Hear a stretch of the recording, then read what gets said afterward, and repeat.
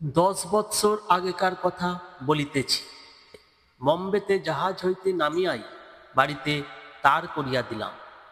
কিছুই যেন ভালো লাগিতেছে না, মন ছটফট করিতেছে। বাড়ির এত কাছে আসিয়াও বাড়ি যাইতে দেরি হইতেছে। যতদিন বিলাতে ছিলাম কেমন যেন সহ্য হইয়া গিয়াছিল। এ যেন যাহাকে ভালোবাসি তাহার সহিত এক বাড়িতে থাকিয়াও দেখা করিতে পারিতেছি না। কাল দ্বিপ্রহরে বাড়ি গিয়া পৌঁছাইব, মাঝে দীর্ঘ 24 ঘণ্টা।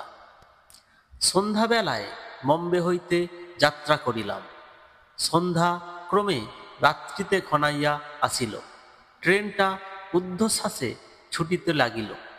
মাত্র কয়েক ঘণ্টার মধ্যে তাহাকে ভারতের পশ্চিম হইতে পূর্বে গিয়া পৌঁছাইতে হইবে।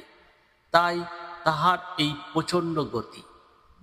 বিহার একটি ক্ষুদ্র শহর, অত্যন্ত ধূলিবহুল সংকীর্ণ গলি সংকুল আমার চিরজীবনের সেই দিন শহরটি।